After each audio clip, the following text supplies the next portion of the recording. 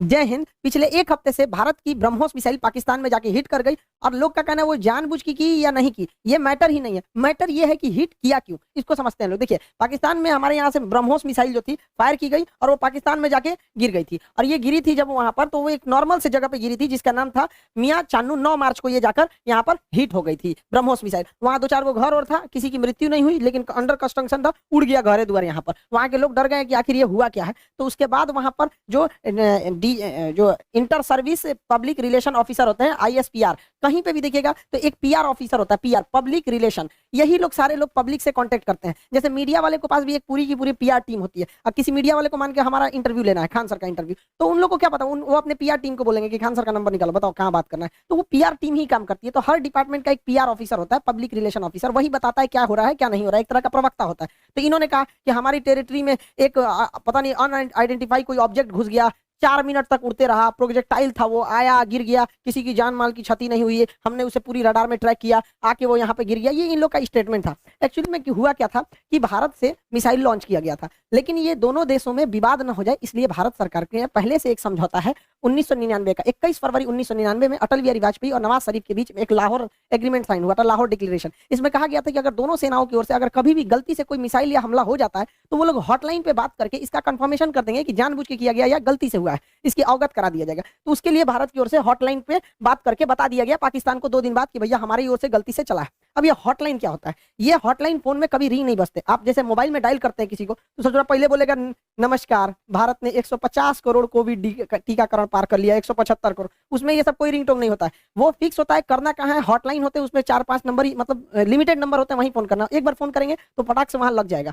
तो हमेशा इमरजेंसी में होता है। अगर हम कहीं किसी पे फोन पे बात कर रहे हैं और कोई नॉर्मल आदमी हमको कॉल करेगा तो उसको वेटिंग बता देगा, लेकिन अगर हॉटलाइन से कॉल करेगा तो जिससे हम बात कर रहे हो तो उसका फोन में कट जाएगा और डायरेक्ट आ जाएगा मेरे पास आदेश। तो ये हॉटलाइन 2 देशों के बीच में होता है। मुख्यमंत्री जब कॉल करते हैं तो हॉटलाइन से कर सकते हैं, प्रधानमंत्री वगैरह, तो हॉटलाइन से भारत सरकार ने उन्हें बता दिया कि ऐसा ऐसा हुआ है। शुरुआत में ये मामला दब गया था, लेकिन पाकिस्तान के लोगों को लगा कि उनकी तो मेरी बेइज्जती हो गई, किसी ने आया पूरा बजा के चला गया, इसकी जांच होनी चाहिए। अब ये भाई साहब ये कर रहे हैं कि इसकी जांच कराएंगे हम, कैसे मिसाइल आया और ऐसे हमारे देश के अंदर घुस गया 124 किलोमीटर। अब ये मामला लेके जाएंगे यूएनओ में सिक्योरिटी काउंसिल में उठाएंगे, रूस से कहेंगे, चाइना से कहेंगे, इस्लामिक ऑर्गेनाइजेशन के देशों से कहेंगे। इन लोग का कहना है कि यूएनओ तक में ये मामला उठेगा कि आखिर ये मिसाइल आया क्यों। ये गधा पाकिस्तान उसी चाल में फंस गया जिसमें हम इसे फंसाना चाहते थे। हम ये चाहते थे कि पाकिस्तान इस पर बवाल करे और ये मामला इंटरनेशनल हो, लेकिन इन गधों के यहाँ पता नहीं कोई इंटरनेशनल रिलेशन पढ़ाता भी है कि नहीं, इन गधों को कुछ नहीं पता, ये हल्ला कर दिए हैं। एक्चुअल में ये मिस फायर नहीं था, ये डायरेक्ट फायर किया गया था जानबूझ के। हम आपको कुछ प्रूफ देते हैं, आप समझिए क्यों डायरेक्ट फायर किया गया था। यह मिसाइल जब उड़ती है हरियाणा से, तो यहाँ से लगभग हरियाणा पंजाब के बॉर्डर से 2 मिनट तक इंडिया में रहती है, फिर ये कर्व करके पाकिस्तान में जाती है, 4 मिनट तक ये पाकिस्तान में फ्लाई करती है। अब ये बताइए, जो मिसाइल ऑपरेटर इसे 4 मिनट तक फ्लाई कर रहा है, तो भारत में जो मिसाइल ऑपरेटर उसे भी पता है कि वो इंडिया का बॉर्डर छोड़ दिया और पाकिस्तान में जा चुका है। तो पहला बात कि जब वो 4 मिनट तक दुश्मन की टेरिटरी में घुसा कैसे, ये इंडिया वाले को तो पहले से पता था। एक और गलती क्या थी, सेल्फ डिस्ट्रॉइंग सिस्टम होता है। जब कभी भी मिसाइल अपने रास्ते से भटकता है तो उसे मिसाइल के अंदर ऑटोमेटिक डेटोनेटर लगा होता है जो मिसाइल को रास्ते में ही ब्लास्ट कर देता है, जिससे कोई नुकसान नहीं होता है। तो किसी भी मिसाइल को मारने से पहले उस मिसाइल का एक ऑपरेटर रूम होता है, उस ऑपरेटर रूम से उस मिसाइल को फायर किया जाता है। फायर करने के बाद वो ऑपरेटर इस मिसाइल को रडार पर देखता है, अगर रास्ता भटकता है तो सेल्फ फायर कर देता है। इस मिसाइल को सेल्फ फायर नहीं किया गया, बल्कि ऑपरेटर चुपचाप देख रहा था, मजा मार रहा था कि घुस गया है पाकिस्तान में चला गया है 124 किलोमीटर तक। तो एक ये दूसरा प्रूफ, और भी कई सारे प्रूफ हैं। तो समझिए कैसे ये नक्शा पाकिस्तान ने जारी किया, हमने ये जारी किया पाकिस्तान। इसमें जो तीर का निशान है ये दिखा रहा है मिसाइल किस तरह आया और कैसे ये यहाँ से जाकर यहाँ मियाँ चन्नू पे जाके गिर गया। यहाँ पर देखिए कैसे मिसाइल ने सबसे पहले अपने से अगर मिस फायर होगा तो सीधे जाएगा, अपने से मिस फायर होगा तो सीधे। ये टर्न नहीं मार सकता है अपने से, माल फंक्शन की वजह से, गड़बड़ी की वजह से 90 डिग्री का कर्व नहीं मार सकता जब तक उसको पाथ फाइंड नहीं किया गया होगा, पहले से नहीं बताया गया। तो पहला 90 डिग्री टर्न अपने से नहीं मारा गया होगा। दूसरा, इस मिसाइल में कोऑर्डिनेशन फिक्स था। किसी भी मिसाइल को मारने से पहले उसका जीपीएस लोकेशन कोऑर्डिनेशन फिक्स किया जाता है कि यहीं पर जाना है, लेकिन इसमें कोई बारूद नहीं था। देखिए अमूमन यही होता है कि पहले उसमें बारूद यानी वारहेड भरा जाता है, पहले उसमें वारहेड भरा जाता है, तो इसमें वारहेड था नहीं। जब वारहेड भर दिया जाता है तब उस मिसाइल में फीड किया जाता है कि इस मिसाइल को जाना कहाँ है। तो इस मिसाइल में जाना कहाँ है ये फीड कर दिया गया था और वारहेड नहीं फीड किया गया था। और जाना भी कहाँ है, मियाँ चन्नू पे। यहाँ ना कोई स्ट्रेटेजिक लोकेशन है, ना कोई सेना का स्कूल है, कुछ भी ऐसा नहीं है। जानबूझ के भारत ने मिसाइल का वॉरहेड हटाया कि किसी की जान माल की हानि ना हो, और ऐसे जगह को चुन लिया जहां कोई स्ट्रेटेजिक महत्व नहीं है कि बवाल ना होगा, बस हमें मिसाइल घुसा के बवाल करना था, भयंकर बवाल नहीं कराना था। एक और देखिएगा, इस मिसाइल को अगर देखेंगे तो 104 किलोमीटर से ज्यादा ये भारत में रही है, 124 किलोमीटर गई है, उसके बाद भी ये एक्स्ट्रा गई है, यानी इस मिसाइल की रेंज जो थी वो 290 किलोमीटर ही है। इस मिसाइल की रेंज 290 किलोमीटर, लेकिन ससुराई ब्रह्मोस मिसाइल 320 किलोमीटर कैसे चल गया? लगभग ये 30 से 40 किलोमीटर एक्स्ट्रा चला है। देखिए ये पाकिस्तान का ही नक्शा ही दिखा रहा है कि 33 किलोमीटर एक्स्ट्रा चल गया है। ये बवाल है भैया, रेंज से 33 कैसे? तो कोई भी चीज को फेंकते हैं तो जब रेंज खत्म हो जाता है तो आराम से गिरता है, तो ब्रह्मोस और आगे गया था यहाँ पर। इस दौरान भी इसे सेल्फ डिस्ट्रॉय नहीं किया गया, यानी भारत से बैठ के ऑपरेशन टुकुर टुकुर देख रहा था, जानबूझ के किया गया है इसको। अगला देखिए, और भी ये खुद पाकिस्तान कर रहा है, उसको समझाते हैं। ये उनके ISPR है, inter service public relation, ISPR। समझ में आ गया? ISPR समझो, तोरा नहीं पता अभी यहाँ पे। पहला इनका कहना है कि हम उस पर नजर बनाए हुए थे। देखिए इन निकम्मों को, इसके देश में 124 किलोमीटर कोई मिसाइल घुस गई, इसको ये लोग अपने रडार में बस नजर बनाए हुए थे। ये खुद कह रहा है कि हमने बस उसको ट्रैक किया, उसको 124 किलोमीटर, क्योंकि उस मिसाइल की रफ्तार इतनी ज्यादा थी, 3 मैक की थी, कि हम उसे मार के नहीं गिराए। जबकि जब भी कोई एयरफोर्स में कोई दूसरी देश का जहाज या कुछ भी हॉस्टाइल सिचुएशन में कोई चीज एंट्री करता है, तो स्टैंडर्ड ऑफ प्रोसीजर SOP जो कहता है कि सबसे पहले उसको मार के गिराओ। तो इन लोगों ने मारा नहीं वहां पर। 124 किलोमीटर जब ये घुसा है तो कई बड़े शहरों के ऊपर से क्रॉस करके गुजरा है, कई हाई वैल्यू टारगेट को क्रॉस करके गुजरा है, क्या पता वहीं गिर जाता। तो इससे यह साबित हो जाता है कि इनके पास ब्रह्मोस को मार के गिराने की क्षमता है ही नहीं, वरना इतने हाई वैल्यू टारगेट के ऊपर से गया है, वहीं गिर जाता तब क्या हो जाता। ब्रह्मोस न्यूक्लियर कैपेबल मिसाइल है, यानी इनके देश के ऊपर से इतनी बड़ी मिसाइल चली गई। ये लोग केवल और केवल बेशरम लोग कह रहे हैं कि हम उसे ट्रैक कर रहे थे। करते रहो ट्रैक, यहाँ से इतना डिग्री कर मार के तुम्हारे यहाँ आके गिर गया। पाकिस्तान इसे मार के गिरा भी नहीं सकता, क्योंकि ब्रह्मोस 3 मैक से चलती है। इसके पाकिस्तान के पास चाइनीज रडार है, इन चाइनीज रडार की हेल्प से इसके पास 2 तरह के मिसाइल क्षमता है। एक HQ-7 है, ये 30 से 40 किलोमीटर की दूर की मिसाइलों को मारता है। एक HQ-9 है, ये लगभग 150 किलोमीटर मार सकता है। ये दोनों चाइना का है, इस सबको पता नहीं चला कहाँ चल गया यहाँ पे, इन सब किसी काम का नहीं। अब इससे चाइना भी घुस आया है, क्योंकि उसका ऑर्डर दे रखा था। चाइना पूरी दुनिया को ऑर्डर दिया था कि भैया हमारा HQ-9 डिफेंस सिस्टम बहुत अच्छा है, ले लो। अब पूरी दुनिया ने उसको ऑर्डर कैंसिल कर दिया। इसे तोरा कोने काम का मिसाइल है, भारत का ब्रह्मोस घुस गया है वहां पर।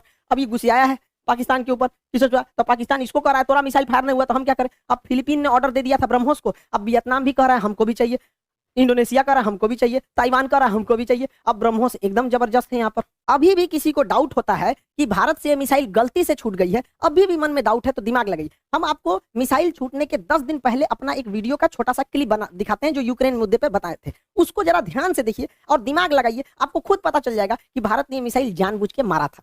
इस दुविधा में हम लोग हैं कि अमेरिका का साथ दे कि रूस का साथ दे। इसके लिए सबसे अच्छा रास्ता क्या होता है समझिए। मान के चलिए हमारे 2 बहुत करीबी आदमी हैं, उन दोनों का ब्याह पड़ गया, तू कह रहा है कि हमारे ब्याह में आना, तू कह रहा है हमारे ब्याह में जाएगा, तो भैया हम एक में जाएंगे तो दूसरा से संबंध खराब हो जाएगा। एक काम करते हैं, कोई दिन हम अपने ब्याह कर लेते हैं, बातें खत्म हो जाएगा, भैया हम अपने ब्याह में बिजी थे। इसी वजह से सबसे अच्छा तरीका है, ना हम रूस के फेवर में जाएंगे और ना ही हम अमेरिका के फेवर में जाएंगे। सबसे अच्छा तरीका है मोदी जी को अपनी सेना को बोलिए कि गलवान घाटी में 2 किलोमीटर आगे घुस जाए।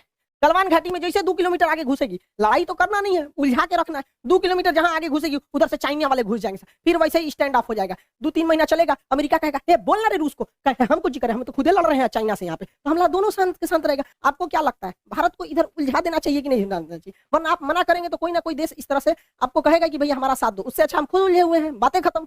अब समझ में आ गया? हम लोगों को इस इंटरनेशनल कचड़ा में नहीं पड़ना था कि रूस का साथ दे कि यूक्रेन का दे कि नाटो का कि अमेरिका का। इसलिए हम खुद बोले थे कि भारत को कहीं ना कहीं हमला कर देना चाहिए, ताकि हम लोग खुद ही इंटरनेशनल प्रेशर से बच जाएं। आज पूरी दुनिया नहीं करिए कि आप हमें जेलेंस्की का साथ दीजिए, नाटो का साथ दीजिए, कुछ नहीं कर रहा है। अब हम लोग यूक्रेन मारने से हट गए क्योंकि पाकिस्तान इसे इंटरनेशनलाइजेशन कर रहा है और हम लोग बच गए यहाँ पे। मोदी जी कभी कभी मेरी बात मान लेते हैं, कभी कभी, लेकिन बहुत कभी कभी बहुत बवाल के बाद मानते हैं। अभी देखिए पिछली बार रेलवे में पूरा बवाल हुआ, तब जाके उन्होंने अपना नोटिफिकेशन जारी किया, उसमें भी 2-4% इधर उधर करिए दिए हैं वहां पर भी रेलवे वाले में। और एयरफोर्स की वैकेंसी अभी रिजल्ट अभी तक रोक के रखे हैं। भैया ये एयरफोर्स वाले हैं, इन लोग को पढ़ा हम लोग बैठे हुए हैं, भेजिए उड़ाए सब जहाज, मारे सब यहाँ पर। कितना लोग को हम लोग रोक के रखे यहाँ पर, तो कम से कम एयरफोर्स की तो रिजल्ट क्लियर करना चाहिए। मान जाते हैं मोदी जी बतिया, जैसे हमला करने वाला कैसे बोले 10 दिन में मान गए यहाँ पर, तो कभी कभी मानते हैं कभी कभी नहीं मानते। अब पाकिस्तान धमकी दे रहा है कि हम इस मिसाइल का रिवर्स इंजीनियरिंग कर देंगे। दूर कहीं का रिवर्स इंजीनियरिंग करेगा, जब भारत ने इतना स्ट्रेटजी बना के मारा था। तो देखिए रिवर्स इंजीनियरिंग में जहाज का मेन चीज क्या होता है, उसका इंजन, पूरा इंजन तबाह हो गया, इंजन पूरी तरह तबाह हो गया। जो सीकर होता है, जो रडार होता है आगे, वो जहाज के अगवे लगा रहता है, वो थुथुर में पूरी तरह से उधिया गया है यहाँ पर। इसका जो सॉफ्टवेयर है, बिना सॉफ्टवेयर का जहाज उड़वे नहीं करता है, बिना सॉफ्टवेयर इनका मिसाइल नहीं उड़ सकता, मोबाइल काम ही नहीं करता बिना सॉफ्टवेयर के, इनके सॉफ्टवेयर कहाँ है? तो अभी भी मिसाइल को देखिए, मिसाइल अपने से डिस्ट्रॉय नहीं हुई है, जानबूझ के इसे छोड़ा गया। तो पाकिस्तान कर रहा है, ये किस धातु का बना है ये हम पता कर लेंगे। रे ससुरा लोल, अगर तुम ये पता कर लेगा किस धातु का है तो तुम अभी तक बना चुका रहता कि किस धातु का है। धातु पता करके बता, इंटरनेट पे मिलता है, हमरा से पूछ लियो, आके हमसे पूछ लियो। केमिस्ट्री में जब मेटलर्जी चैप्टर पढ़ाएंगे ना, धातु कर्म चैप्टर पढ़ाएंगे, धातु शोधन, सांद्रण, निस्तापन, भंजन, वहीं बता देंगे मेटलर्जी में तुमको। ब्रह्मोस का खोजेंगे लोल कहीं का, कौन चीज बचल है ब्रह्मोस में? कुछ नहीं मिलने वाला है। लेकिन हाँ, ये बवाल कहेगा हमने ब्रह्मोस का कॉपी बना लिया, अमेरिका के टॉमहॉक का हमने कॉपी किया था, हमने कॉपी बना लिया। ऐसा कुछ कॉपी नहीं बना पाएंगे, क्योंकि बहुत ही टफ इंजीनियरिंग होती है इसके अंदर। आपका आगे का जो रैमजेट इंजन है ये बर्बाद हो चुका है, फ्यूल सिस्टम बर्बाद हो चुका है, प्रोपल्सन सिस्टम बर्बाद हो चुका है, नेविगेशन सिस्टम बर्बाद हो चुका है। खाली खोपड़िया मिलेगा तो ये बना लेंगे मिसाइल। यहाँ पर गुलेल बनाना है, देख के बना लेंगे लोल कहीं के, यहाँ पर मिसाइल बना लेंगे। और तुम बना, भारत के पास पहले मिसाइल बनाने के बाद परीक्षण केंद्र जो था वो पोखरण में था, यहाँ परीक्षण करते थे, चांदीपुर में परीक्षण करते थे, व्हीलर द्वीप जिसका नाम कलाम द्वीप है उड़ीसा का, इसे करते थे। फिर नया जो था कर्नाटक के चित्रदुर्ग में परीक्षण करते थे। 4 जगह हम लोग का परीक्षण केंद्र था। अभी नया नया 5वां परीक्षण केंद्र खुल गया है पाकिस्तान। अब हम लोग हमेशा कभी कभी इधर परीक्षण करते रहेंगे ब्रह्मोस वगैरह का। और पाकिस्तान का नया सरदर जो है ब्रह्मोस जो है वो नेवी से तो मार ही सकता है, एयरफोर्स से मार ही सकता है, जमीन वाला तो अब ये मार के गया है। इसका नया खतरनाक वर्जन ब्रह्मोस 2 आ रहा है जो 800 किलोमीटर मारेगा, यानी पाकिस्तान में बैठे बैठे पाकिस्तान हेल के, अफगानिस्तान है के कजाकिस्तान चल जाएगा वहां पर। ब्रह्मोस 2 आ रहा है, इसका बाप है ये ब्रह्मोस का। अभी इसी से नहीं लड़ पाए तो दादा आ रहा है। दूसरा ब्रह्मोस एनजी आ रहा है, बहुत हल्का रहेगा और बहुत दूर तक मारेगा। तो तुम ससुरे, एक तो तुम्हारे बाप के बस की बात है नहीं रिवर्स इंजीनियरिंग, क्योंकि बचा ही कहाँ है। अगर उस तरह से देखिएगा तो हम तो वियतनाम को, फिलीपीन को बेचे हैं, वही बना ले रिवर्स इंजीनियरिंग। रिवर्स इंजीनियरिंग इतना आसान है तो हम लोग राफेल खरीद के लाए हैं, नहीं बन जाएगा। तुम्हारा रिवर्स इंजीनियरिंग इतना तगड़ा है तो अमेरिका से तुम F-16 जहाज खरीदे हो, तुम उसको 20 साल से उड़ा रहे हो, अब बैल आज तक तुम अपने जहाज J-17 का एक तो इंजन नहीं बना पाए। कौन सी रिवर्स इंजीनियरिंग करते हो? मनोवैज्ञानिक दबाव बनाओगे कि हमारे पास ब्रह्मोस 2 आ गया, ब्रह्मोस का कॉपी आ गया है, तो जो एकरे बस का कुछ नहीं है। ये बस मेकअप करेगा, चौथे शादी की तैयारी करेगा। ये आंटी जी खैर चाचा है, कोई बात नहीं, हम क्या करेंगे, बैल कहीं का, तुम सुधर जाओ, ऐसा कुछ नहीं होने वाला है यहाँ पर। इसलिए रिवर्स इंजीनियरिंग नहीं हो पाएगी। इसको 1 साल से हम समझा रहे हैं, नहीं समझ पा रहे हैं यहाँ पर। इससे कोई रिवर्स इंजीनियरिंग नहीं होगी। अब आप समझ गए होंगे, भारत ने जानबूझ के मारा था यहाँ पर ब्रह्मोस, इसी बहाने ब्रह्मोस का सक्सेस भी हो गया, डिमांड भी बढ़ गया। और आप लोग का जो बैच था इकोनॉमिक्स था, लगभग इसमें एडमिशन क्लोज हो चुके होंगे इकोनॉमिक्स में, क्योंकि सर्वर में जगह नहीं है। LDC वाला बैच है, इसमें GS भी है, मैथ भी, रीजनिंग भी, इंग्लिश भी। SSC CHSL का है, उसका टारगेट बैच स्टार्ट हो चुका है आप लोग के लिए बहुत जल्दी। अभी आप उसको ऑनलाइन देख सकते हैं। मैथ का क्लास भी PK सर स्टार्ट कर दिए, पूरा फाउंडेशन से एकदम लो फीस रखा गया है। वैसे बच्चों के लिए जो हाई फी नहीं दे सकते हैं, अभी वो 10 दिन क्लास ऐसे करके देख सकते हैं, उसको एकदम नॉमिनल है। जो मतलब हमारा तो पूरा उद्देश्य ही रहता है कि गरीब से गरीब तक को शिक्षा दी जा सके। आई होप आप पूरा इंसिडेंस को समझे होंगे। जिन बच्चों को एडमिशन लेना होगा वो ले लेंगे। मिलेंगे नेक्स्ट क्लास में। जय हिंद।